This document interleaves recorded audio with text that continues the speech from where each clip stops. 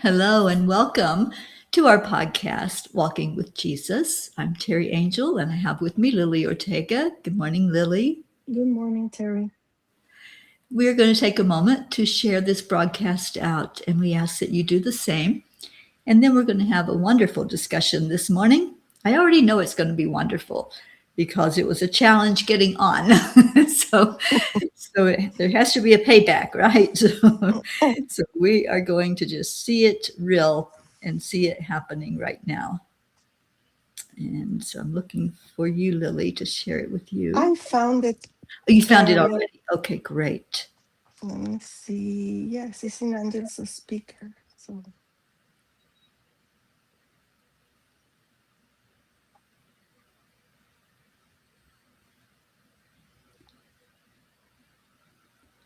Okay, so we're just taking a moment to share. If everyone would just like to come in and find a comfy seat. And let me turn the chat on so I can see when people are coming in to say hello.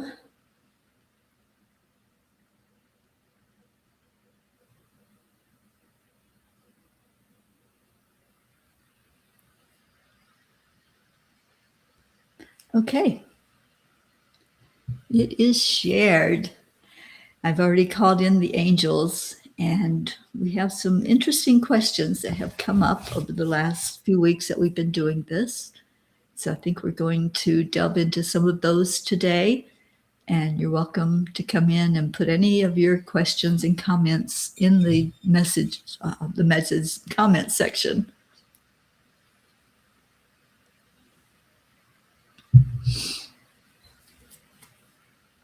buenos días a todos los que nos están viendo y escuchando.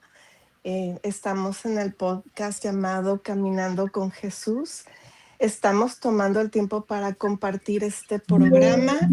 Así es de que si ustedes tienen ahorita la oportunidad de compartirlo, por favor, háganlo así. Gracias. Thank you so much, Lily. So if you're new to the program, it is translated into Spanish by the wonderful Lily Ortega. This is a collaboration that we are doing together.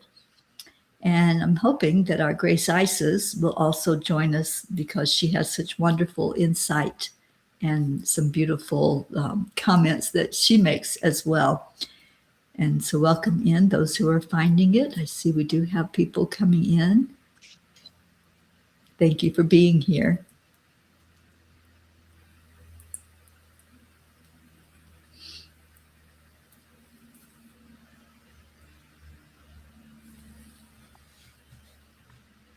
Okay, so over the last few weeks, we have discussed Jesus' childhood in some aspects, when he was born, and what it must have been like to have to move to safety right away after he was born. We spoke last week about relationships and if Jesus had children. So that was a very interesting discussion last week. And I'm looking back over some of the questions that you all have posed as we've gone through these last few weeks.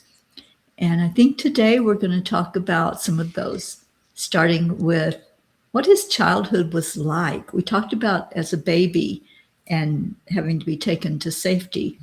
So today let's look at, we know that he had siblings. Let's look at what it was like for Jesus as a little boy growing up in Jerusalem. Bueno, el día de hoy vamos a hablar, bueno, viendo hacia las semanas pasadas lo que ya vimos, que hablamos acerca de la parte de la infancia de Jesús. Hablamos de cuando tuvo que irse a Egipto por seguridad.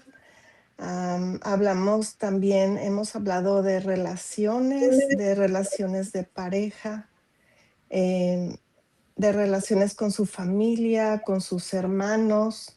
Eso lo hablamos en las semanas pasadas. Y hubo personas en la audiencia que nos hicieron preguntas y vamos a continuar respondiéndolas el día de hoy. El día de hoy vamos a hablar de la vida de Jesús cuando era niño y cómo fue su vida en Jerusalén.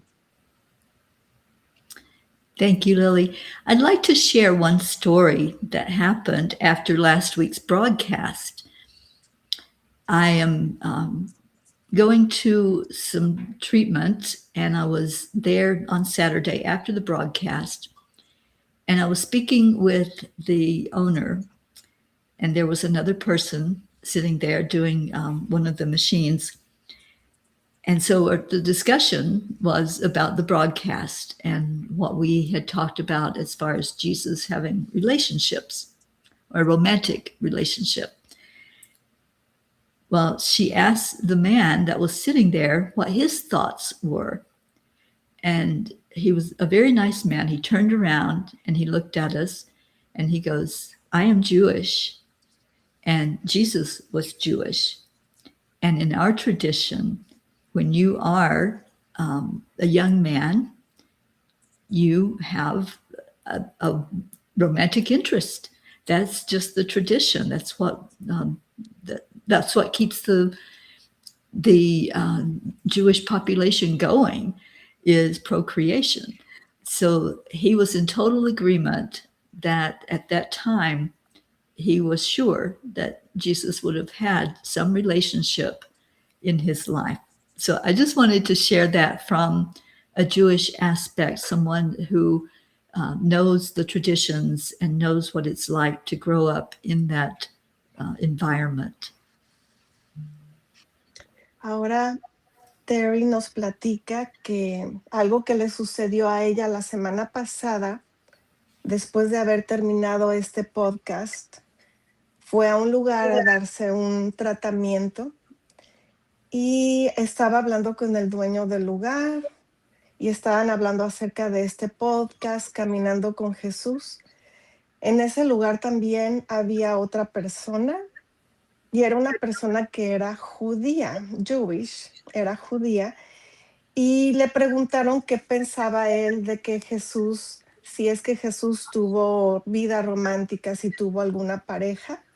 Y él dice que la tradición en el área donde viven los judíos es que los jóvenes tengan una relación romántica, que esa es parte de la tradición porque eso ayuda a la procreación. Entonces él dice que él está de acuerdo en que Jesús probablemente haya tenido una relación de pareja en su vida cuando estuvo aquí en la tierra. Thank you, Lily. I just thought that was a really great interaction that I believe the angels brought together so I could have that communication and that conversation with someone who had that kind of insight into what it was like growing up as Jewish and the traditions. So I just wanted to share that with everyone. So we had a question about Jesus as a little boy, and did he play games? What kind of life was it for him as a child during that time? And how did he interact with the other children his age? And did he interact with adults as well? So that's what we're going to look at today. Vamos a ver el día de hoy una pregunta que se hizo acerca de cómo era la vida de Jesús cuando era niño, si él jugaba, cómo interactuaba con otros niños de su edad y cómo interactuaba también con otros adultos. And Terry also, if he had friends also. I remember that was a question, if he played with other, like you said, children of his age, and if he had friends. Right. And welcome in, Grace Isis. Good morning. Buenos días, Grace Isis. Buenos dias. Good morning. Good morning, honey. Gracie, I don't know if you were listening. We are covering a question that came up from one of the people who are watching. I believe it was from Kathy, but I'm not positive. About, did Jesus have friends? Did they play as children, like normal children do? Did he interact with older children, adults? What was that like for him, being a child in Jerusalem? So that's what we're going to look at. And I want to share, I remember when I was in Egypt at the church that was built over the area where Mary and Joseph took Jesus for safety. And what was passed down, the messages from that church, was they were ready to turn him in to the authorities. He was they were all refugees, and they were escaping from potential death. So my question was about fear, and what they shared, the people there shared, was that the history goes that they were ready to turn him in, but then miracles started happening. And so even as a child, a toddler, whatever age he was, Jesus was already performing miracles. And they have this documented there. And also, there's a pillar in the church that is covered in plastic up to a certain height. And they said that was an area where there was a miracle that took place, and there was blood that would come out of that stone pillar. So they have it documented, and they have it covered so that nobody can touch that particular pillar. And a lot of people sit there in the church and just feel the energy of it, as did I and Dr. Ruth Anderson, who was with me at the time. So I think we want to look at that of, yes, I believe he did all the childhood things that children do. He lived a fully human experience, which includes, as a child, we are full of awe and wonder, and we explore. That's what we do with our curiosity. That's how we learn. But he was also doing his mission from the beginning, from when he was a baby. He was creating miracles. So I'll let Lily translate that. Sí. Nos dice Terry que cuando ella fue a Egipto el año pasado y que estuvieron en una iglesia de la que ya hemos hablado, una iglesia en Egipto donde estuvieron José, María y Jesús cuando estaban huyendo para proteger a Jesús, para salvaguardarlo. Terry nos comenta que ella supo de que en ese lugar hubo un momento en que iban a llevar a Jesús, lo iban a entregar a las autoridades, porque como sabemos, ellos eran refugiados. Y la gente que estaba ahí en ese lugar compartió que hubo milagros que empezaron a suceder cuando estaban listos para entregarlo a las autoridades. Entonces, aun cuando Jesús era niño, sucedían milagros. Eso sucedió desde que él era pequeño. Y en esa iglesia en Egipto hay un pilar cubierto en plástico. Y dicen que hay escritos de que en ese pilar ocurrió un milagro y salía sangre de ese pilar. En ese tiempo salía sangre y ocurrió un milagro. Entonces ahora ese pilar está protegido con plástico y la gente se sienta ahí para percibir la energía de ese pilar. Y entonces Terry nos dice que sí, Jesús era como los demás niños, como los que están ahorita en la tierra, que tienen una vida humana, que exploran y que juegan, pero que también por otro lado Jesús estaba atento a su misión y que desde pequeño ocurrían milagros. Thank you, Lily. Gracie, I'm just going to ask if there's anything you're getting as far as this topic, and if you're getting any insight into Jesus as a young boy. And you're muted, honey. Unmute. That would help. Um, thank you, Lily. Thank you. It's very funny because what's coming through there is a show on television which is looking at the book of Luke, the Gospel of Luke. And in the Gospel of Luke, they're showing how Jesus was in the temple. I think he was maybe 6 or 7 or 8, and he's sitting there, and his parents come and say, "What are you doing?" Here's where you are. And he's saying, "Doing what I came to do," or something like that. What's coming through is, and I think I had covered this last time, is I forgot the question, but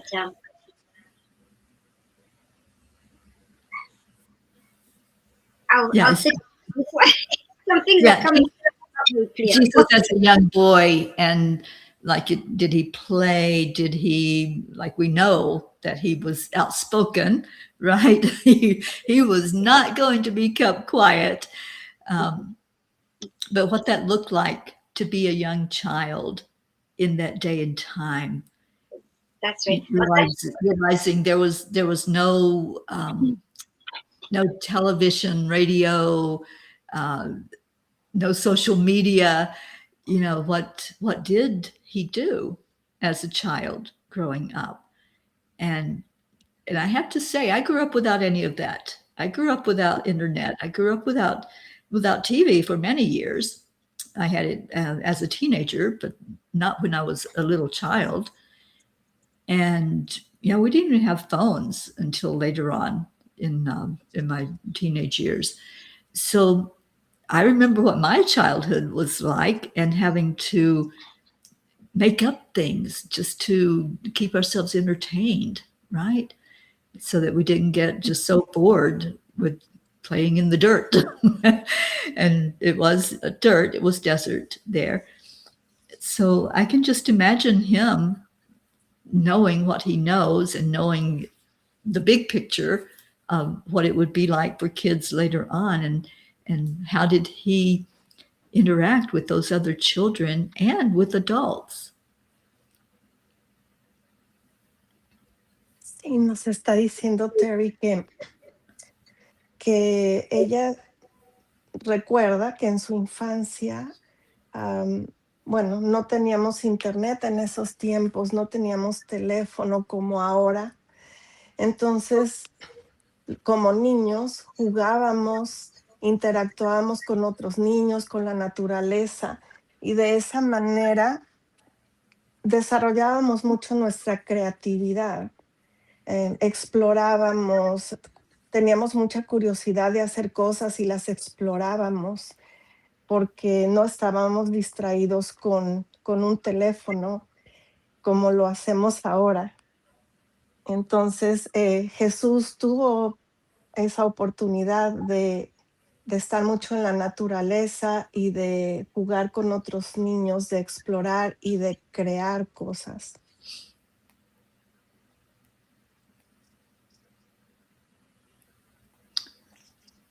What I just heard is that he was a storyteller, even from a young child. He loved stories, and so he would make up stories. We know that that he probably was just sharing from his realm of knowledge, but he would tell stories. And I think the part, I know Kathy Hand mentioned this, when Jesus was at the temple and his parents tried to get him to come home, and the people wanted him to stay because he was so interesting to listen to. He told stories, and we see that throughout the scriptures, how he used storytelling. He used his parables to make a point and to share with people, how we can get along here on earth and the things that we can learn. And he did it not in a judgmental way, but he used parables, which are stories, to share with us. And so I'm really getting that download now that that's what he did with his friends. You know, as kids, we all love to just hear a good story and sit around with each other and see who can tell the best stories. And Jesus had the best stories. Yes, and that is a little bit related with what I guess Grace Isis was mentioning about the book of Luke and when Jesus was in the temple. I think it might be related to what you are saying, Terry, about the when he was in the temple and the parents wanted him to stay. Let me just say that in Spanish. Nos dice Terry que Jesús era, como le llamamos, un storyteller. Le gustaba decir, compartir historias, y que cuando estaba en el templo, los padres, sus padres, José, María, le llamaban para que regresara a casa, y la gente que estaba en el templo quería que él se quedara, porque desde muy niño Jesús empezó a compartir sus dones y atraía gente, empezó a traer gente, empezó a traer audiencia. Con sus parábolas, que son historias, las compartía. Y eso es lo que Jesús hacía cuando estaba con sus amigos. Él les decía historias, él compartía historias con sus amistades.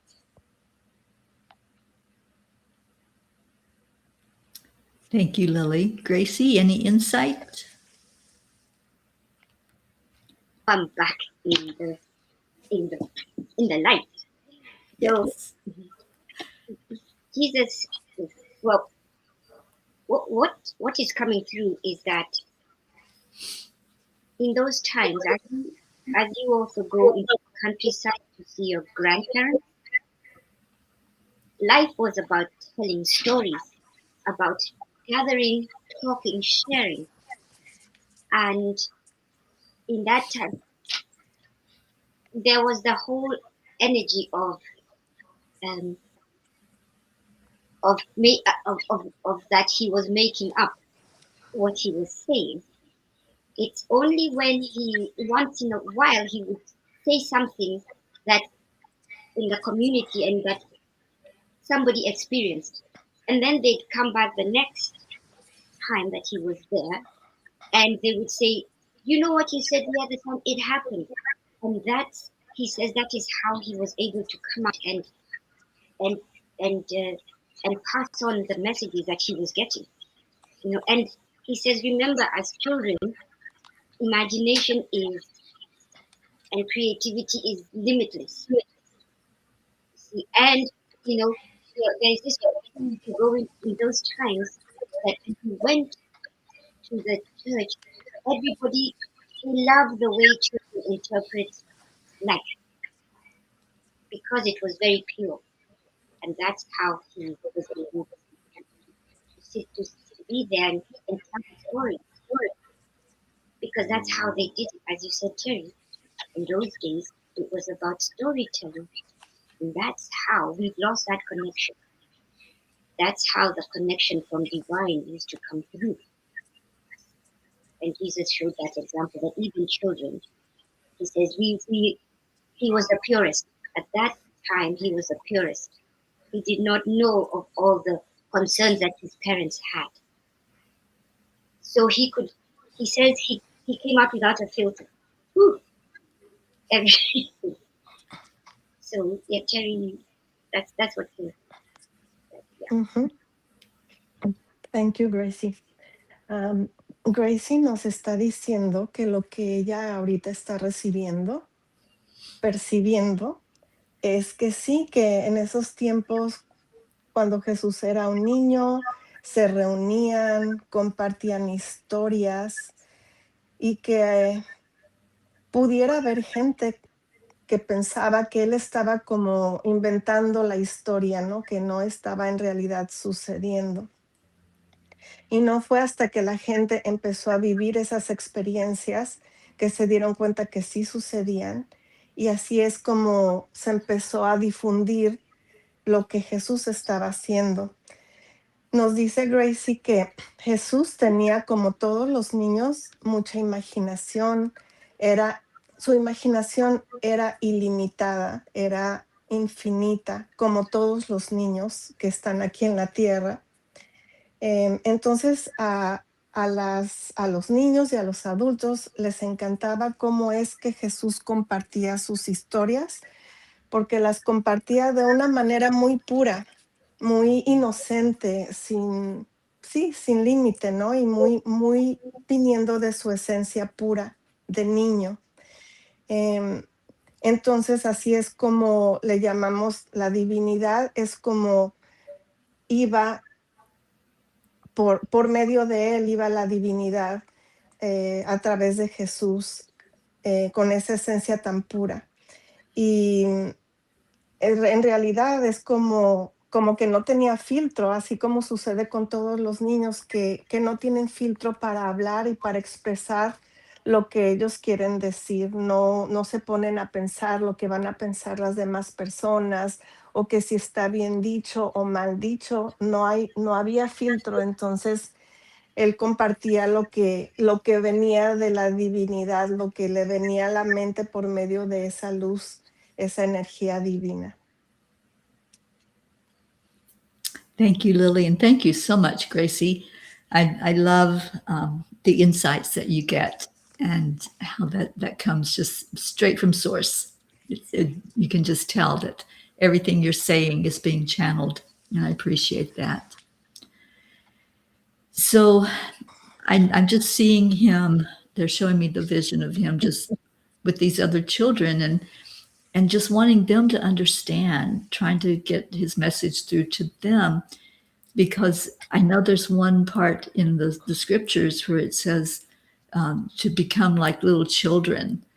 And I think he was really showing them that you can use your imagination, but be curious, be very curious. And the angels have said that to me over and over again. Be curious. And when you're curious, you ask questions. So always ask. And that's how this even came to be, because I had a big curiosity about Jesus as a human being and what that must have been like, and how then he can relate to us even more as we go through our human journey and the things that we are doing. A question that came up was, where did he sleep? Did he have good food to eat? Did he have the nutrition that his body needed as a growing child? Where was his home? And I heard that they were always taken in, like wherever they went, whether that was Egypt for safety or they came back to Jerusalem, they were always cared for. Now, whether this was relatives, which I feel like it was, that was what I was getting, was a familiarity. So I think relatives took them in and helped them during that time when he was a child and Mary was having other children, because there were brothers and sisters of Jesus. So I get that he was in shelter. He wasn't out with the elements at all when he was a child. And he had food, he had nutrition, he had all the physical needs met as a growing child. Uh-huh. Nos dice Teri que si recordamos en las escrituras, dice, become like little children, que nos volvamos, nos convertirnos como los niños pequeños, que seamos curiosos, que tengamos esa imaginación que tienen los niños, que hagamos preguntas. Así es como surgió este podcast, que Teri, cuando estuvo en Egipto, empezó a preguntarse muchas cosas, muchas preguntas, y así es como surgió este programa. Y por ejemplo, alguna de las preguntas que Teri ha tenido es dónde durmió Jesús, si tenía comida, si tenía nutrición, dónde estaba su hogar, where was his home, dónde iban, donde ellos viajaban o caminaban, por decirlo así, por donde ellos pasaban, siempre había gente que los cuidaba, que los ayudaba. Dice Terry que ella percibe que eran familiares, probablemente, y que Jesús, María y José y todos siempre fueron de alguna manera protegidos por la comunidad. Ellos siempre tuvieron comida y todas sus necesidades físicas eran, digamos que lograron tener todas sus necesidades físicas, no tuvieron carencia, por decirlo así.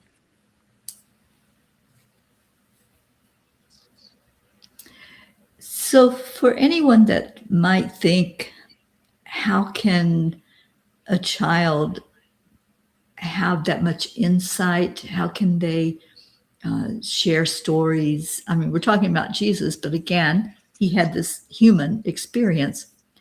I'd like to share that when I was in India recently, I met a little boy who lived in the building where I was staying.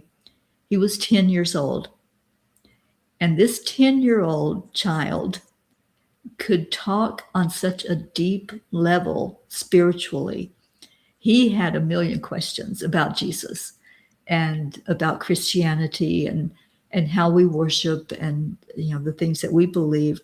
And he shared with me his belief as a Buddhist. So yes, even as a child, there's that knowingness of who we are. We haven't lost touch at that point with you can't do something. So even as a child, we have a knowingness that nothing is impossible and that we are a spark of the divine. So for Jesus, as a young child, 6 to 10 years old, I'm going to say, just being him, just in this little body, I can see him just being so excited to be able to share with others about God and about what it's like to be in spirit and sharing stories with them about that. And I'd just like to see if Gracie has any insight after Lily translates what I just said. Yes. Nos dice Terry que ella, sí, ella comenta, ella se pregunta eso de cómo es que los niños, bueno, no sé, no tanto que se pregunte, sino tiene esa claridad de cómo los niños tienen esa divinidad, ¿no? Esa luz desde muy pequeños, que ellos saben que la tienen. Cuando Terry fue a la India, conoció a un niño que tenía 10 años y este niño tenía un nivel espiritual muy avanzado para su edad, a un nivel muy profundo. Y este niño le compartió a Terry cosas de él acerca del budismo. Este niño era budista, por decirlo así, era lo que él estudiaba. Y nos comenta Terry eso de cómo es que nosotros desde niños sabemos quiénes somos y que nada es imposible. Somos en realidad esa luz y esa divinidad. Y nos comenta Terry que Jesús entre 6 y 10 años, ella lo percibe muy contento compartiendo con todos los demás acerca de Jesús, con mucha alegría y mucho gozo.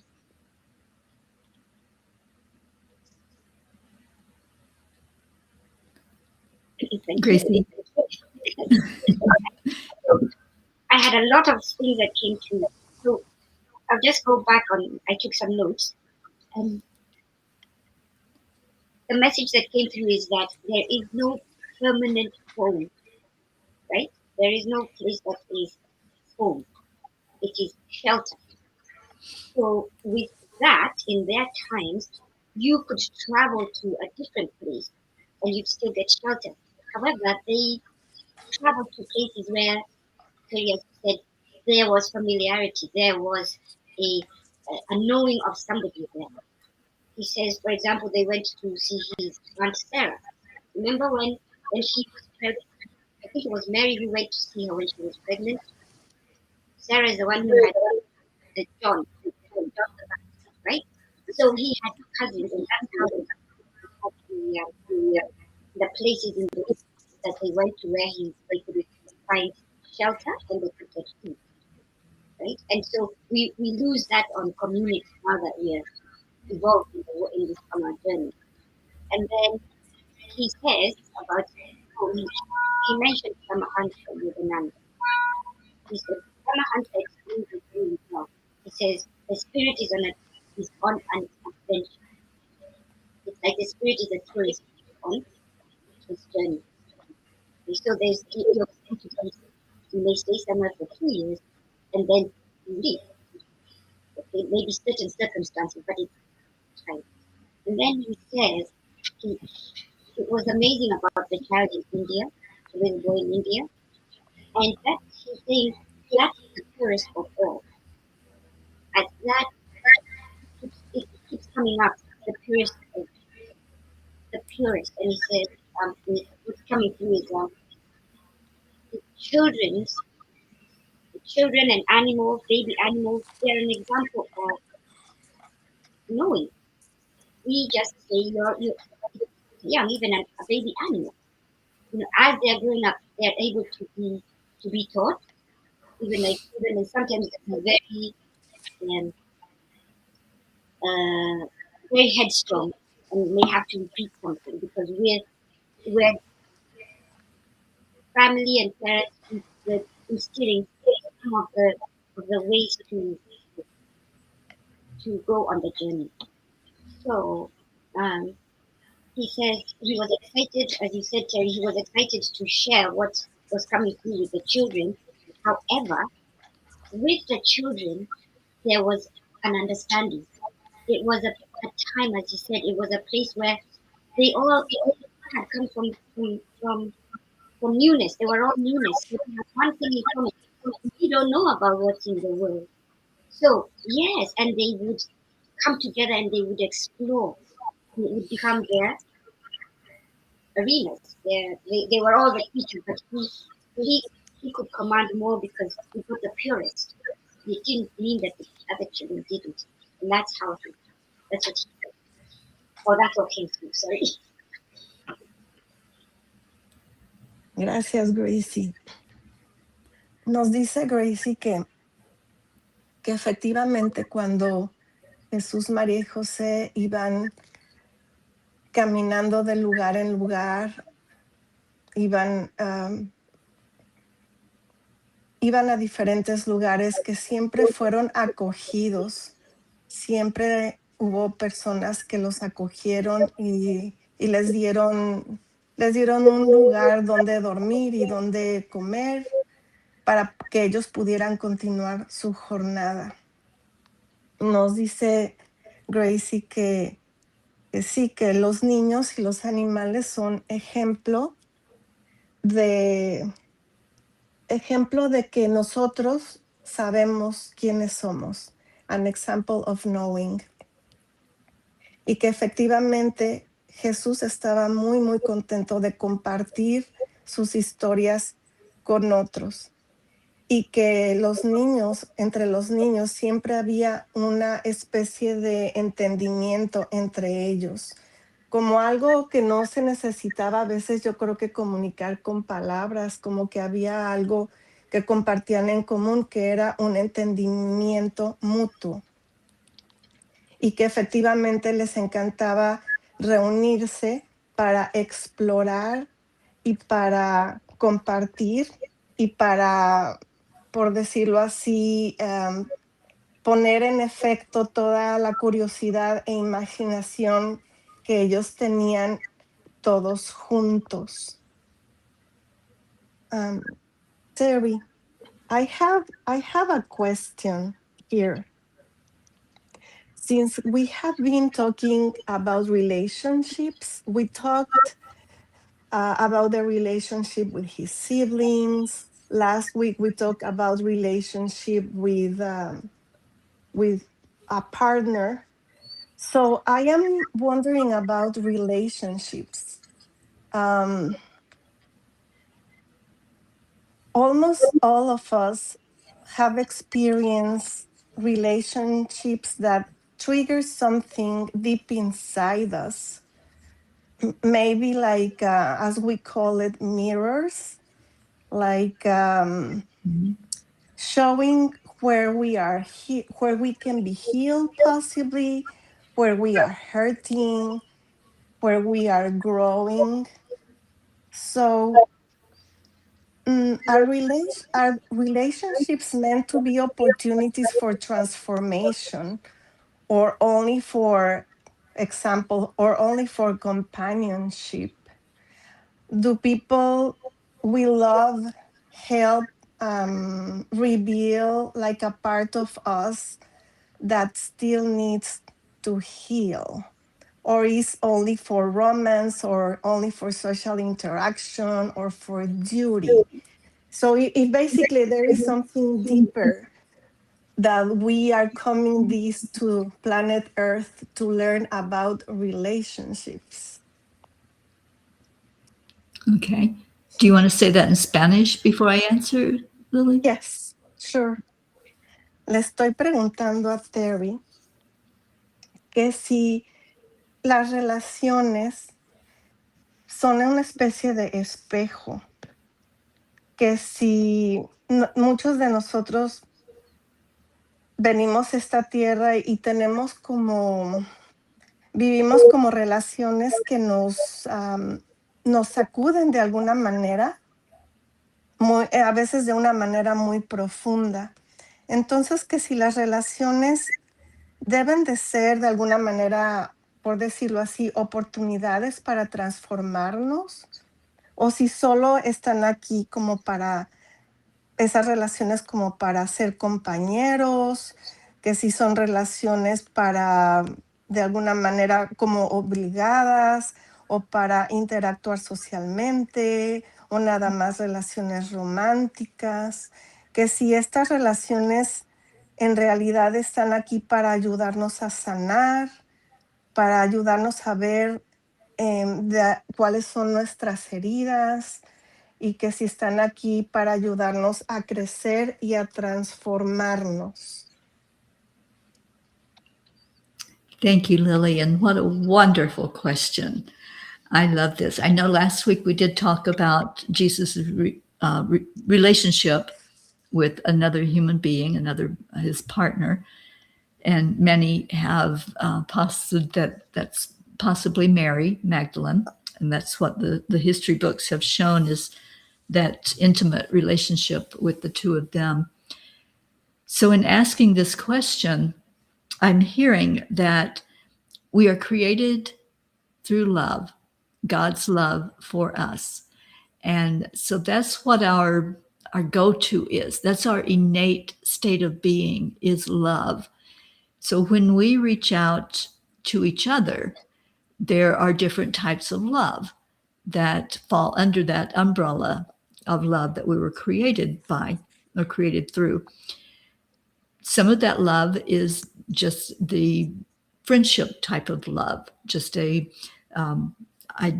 accept you, I love you, but there's no tie connection through the heart to heart like you do with a romance. And that's another type of love, is where you've had that deep connection, and you know that person is your person, right? You just know that you have to be with them. There's a drive that says, I love you, and love in such a way that I want to know every bit of you. I want to know you intimately. I want to know you as a friend. I want it all in this connection that we have in a relationship. So we were created to experience love because that's what we are, and that's where we want to be. When we feel that love, we feel that more closeness with God. And God wants us to have that personal intimacy with others. He wants us to have joy. He wants us to have sexuality and sensuality. Otherwise, we wouldn't have been created that way. We would have just been like robots, and we would get together to procreate. But no, there's a deeper connection than that. So, yes, to answer your question, relationships are very, very important. They're important to God, that we honor the relationships that we're in as well. And once we find that spiritual connection with another person and that heart-to-heart connection, then there's something sacred about that. And that's what God wants us to bring forth, and what Jesus is trying to show is the importance of respecting and honoring the person that you have that heart-to-heart connection with. I know there are many on earth that don't find that. And I think that that's their path. We all come here with a lesson to learn. And when we come with certain lessons, then that's where we have to have that relationship with ourselves and go deeper inside and really honor our own being as a spirit being and as a human being. But the ones that find that connection, that deeper, lifelong, I'm just going to love you no matter what, we'll get through anything type of connection, then you are honoring what God said when he says to honor each other and to love each other. So that's my insight. That's what I'm getting as flowing in through me from God, from the angels, from Jesus, whoever brings in those spiritual messages. I'd love to have Gracie's insight, but I know I said a lot, so I'm going to just wait and let Lily translate. And then Gracie, if you have, I know that you do have something. I see it in your eyes. And I can't wait to hear what Gracie has to say about this as well. And I want to thank all of you who are participating in the audience as well. And Gracie, they're saying that your voice is a little hard to hear today. So maybe if you want to get closer to your microphone or Okay, speak a little louder. Thank you. I'll get closer. All right. Sorry. Ok, Terry, voy a traducir. Nos dice Terry, contestando la pregunta que hice, que sí, que nosotros estamos creados a través del amor y para el amor. Es nuestro estado natural de ser. Nacemos con ello, somos amor. Entonces, cuando compartimos con otras personas, hay relaciones, como sabemos, que pueden ser de amistad. Hay otras relaciones que pueden ser, como les llamamos, románticas. Y nos dice que estamos creados para vivir el amor, que Dios quiere que nosotros vivamos esa experiencia de lo que es amar, así como Jesús amó cuando estuvo aquí. Nos habla también de la importancia del amor por medio de la sexualidad y la sensualidad, que por decirlo así,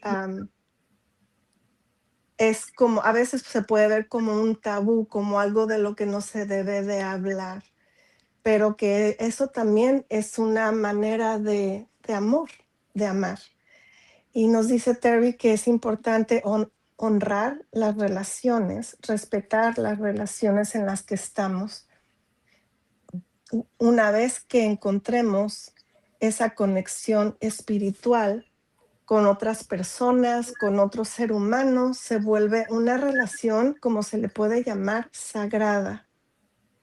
Y que es importante respetar y honrar esa relación. Que muchos de nosotros no encontramos esa relación, por ejemplo, de pareja romántica, pero que es nuestra elección para ir nosotros como personas individuales más allá y más adentro, em, y explorar la razón, por decirlo así, de que estamos solos, aunque no estamos solos, pero por decirlo así, si es que no tenemos pareja. Entonces, explorar esa parte espiritual también, de lo que es tener esa individualidad, que no tiene nada de malo el no encontrar pareja. Que eso también es algo para lo que vinimos a vivir y a aprender y a experimentar. Gracie.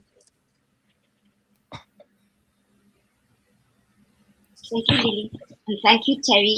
Can you hear me now? A little. Much better. Yes. I guess I wasn't really projecting very well. So, and thank you very much. Very important question from Lily, and also about relationships, and also what Terry came through Terry. Important is that we are created through love. And Terry, the last time we had spoken, what came through was we come to create, we come to procreate, and we come to have long life relationships. So it's very important that this is the way we go to God. This is very important for God, and it's very important for us too. The connections. Relationships is about connections and respecting and honoring, because it comes from within and you're going into another living organs or living entities love pocket, right? It's all about love. We do that with animals, we do it with our friends, we also do it with plants, right? Everything living has God's energy. So we have to learn to respect that energy, and because it is also part of us. It's very important, the relationship with yourself. And the message that's coming through is that it is simple. It is very simple. Because we have evolved with progress, we have forgotten the essence of spirit coming to experience a human journey. It says, and what always comes through for me is to look at the children, look at the children, look at the children. And that's why it's very important to, because Jesus says that was the purest. He says, look at children when they go to school, right? That's relationships, that's connections, that's the purest. You see your child run to another child, that's my friend, and relationships are formed from, you have childhood relationships. He says, because those relationships are formed at the tenderest time. Even when we are adults, we go through that too. And it's very tender. It says, childhood relationships last long, as Terry said, because they run through the different spectrums of love. Okay? And we have free will. Like Jesus said, there are paths that you're here because you can choose. So whatever you go through, it's the experience for you to bring out love, to show love, and to know about your love, because you were created from love. Thank you. That was a lot. So Terry, so basically, the all the relationships we have in our life, they are opportunities of transformation, right? And basically they are teaching us to love more consciously, right? Gracie and Terry, they are teaching us to love, yeah, with more consciousness. Because love can be sometimes kind of superficial, let's say, and I guess reflecting on it is, I am thinking that it's just important to love more with that consciousness, love more consciously. Basically, that's what I am saying. Hmm. I love that. Yes, Okay. totally I agree. Yes, I am going to translate what Gracie said. Okay. Gracie nos dice que somos creados por amor, que venimos a crear, a co-crear y a tener relaciones, algunas relaciones de por vida, algunas relaciones a lo mejor no tan largas, pero todas tienen una razón de ser, que es muy importante la conexión que tenemos con cada una de esas personas. Esa conexión, aunque sea una conexión, como decimos, profunda o no tan profunda, es importante ese, como se dice, bond or connection.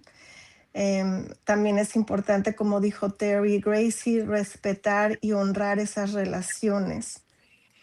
Y también nos mencionó Gracie que eso que es algo muy simple, aunque parece a lo mejor complicado de comprender. Hemos olvidado lo que es la esencia espiritual de vivir una experiencia humana. Y nos recomienda que veamos a los niños, que veamos su ternura, que veamos su pureza, que ellos tienen, como le llaman, spectrum, es un spectrum of love, como si tuvieran diferentes, por decirlo así, como está el sol y el sol tiene como rayos. Entonces los niños tienen toda esa espectro de amor y de luz para los demás. Entonces, viendo y recordando a los niños, eso es un amor puro y un amor incondicional como Jesús. Thank you so much, Lily. And wow, you know, we said it last week, but it's so true. We just get started and it's time to go. I wish we had like a whole day that we could just spend talking about this. But this has been wonderful.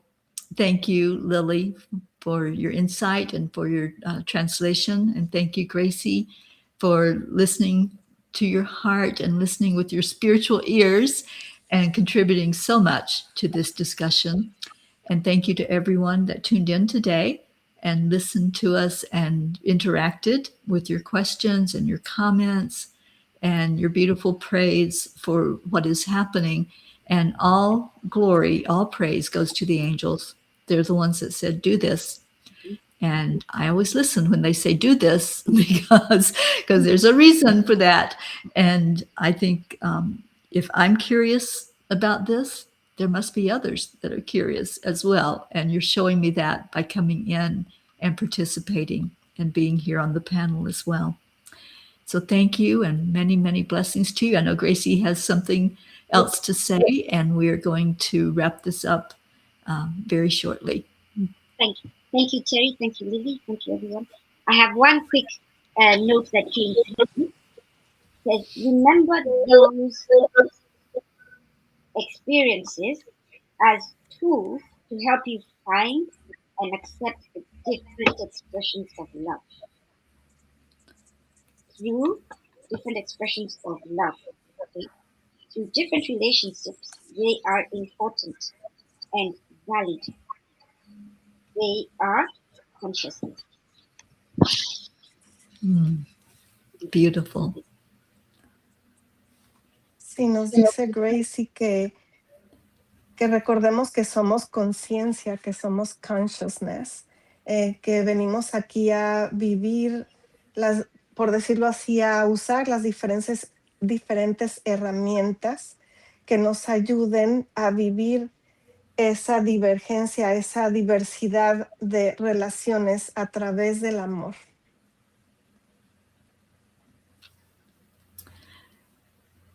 Thank you, everyone.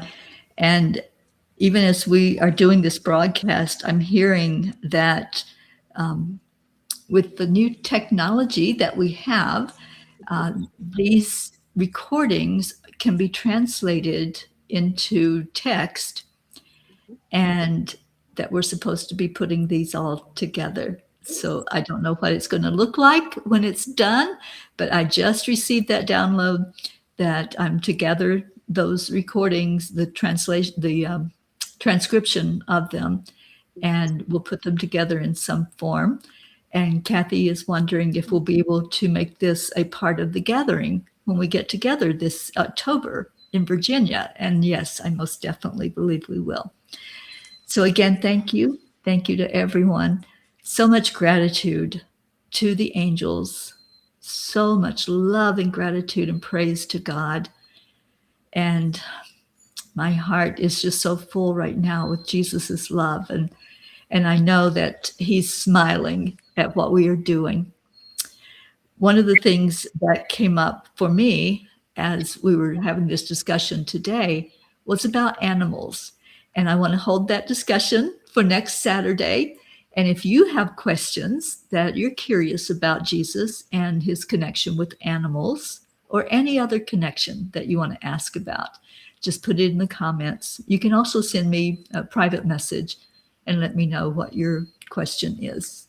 And we will cover all of these. We're just openly looking at the life of Jesus and hearing what comes through from Spirit for us to share. So thank you all for being here today. And Lily, if you would end us with that translation and anything else that you would like to say. And Gracie, if you have a goodbye for everyone. I just love you all so much. And thank you. Yo rápidamente voy a traducir. Que dice Terry que ahora con la nueva tecnología que hay, que podemos de alguna manera transcribir el texto que sea de las palabras que se han dicho en este podcast. Entonces vamos a explorar eso para la audiencia que habla español, que sepan que eso puede suceder y que sigan explorando sus preguntas para la próxima semana acerca de la conexión con otras personas o de lo que ustedes quieran saber. Gracias y nos vemos el próximo sábado a las 10 de la mañana, hora del este.